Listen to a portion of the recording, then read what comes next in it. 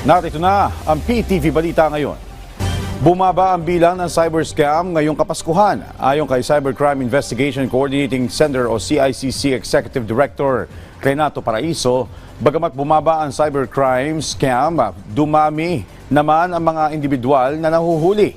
Kabilang sa mga cyber scams na tinutukoy ni Paraiso tuwing Kapaskuhan ay ang online shopping scams, delivery scams at maging ang love scams. Gayunman, pinakamadalas na scam ay ang online shopping scam. Patuloy ang panawagan ni Paraiso sa publiko na i-report sa kanilang tanggapan ang mga insidente ng scam sa pamamagitan ng kanilang hotline number 1326. Sa ibang balita, isang hayagang pananakit ang pagkasugat ng 3 Pilipinong mangingisda sa West Philippine Sea ng bombahin ng tubig ng China Coast Guard.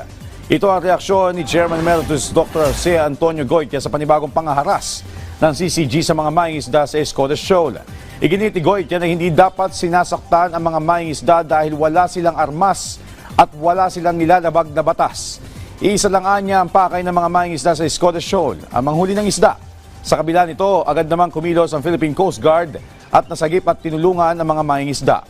Binigyan din ni Goytia na ang ginagawang ito ng CCG ay pagwasak din sa kabuhayan ng pamilya ng mga Pilipinong mangingisda. Sa ating lagay ng panahon, 2 weather systems ang magpapaulan sa Luzon, Visayas at Mindanao ngayong araw.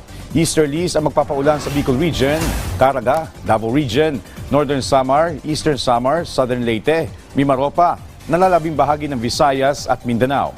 Amihan naman ang sanhin ng malakanakang pag-ulan sa Apayao, Kalinga, Mountain Province, Ifugao, Cagayan, Isabela, Quirino, Nueva Vizcaya, Quezon, Batanes, nalalabing bahagi ng Cordillera Administrative Region, Metro Manila at nalalabing bahagi ng Luzon.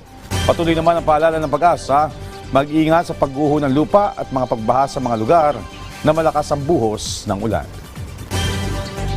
At yan ang mga balita sa oras na ito. Para sa iba pang updates, follow at ilike kami sa aming social media platforms at PTVPH. Ako po si Joshua Garcia para sa Pambansang TV sa Bagong Pilipinas.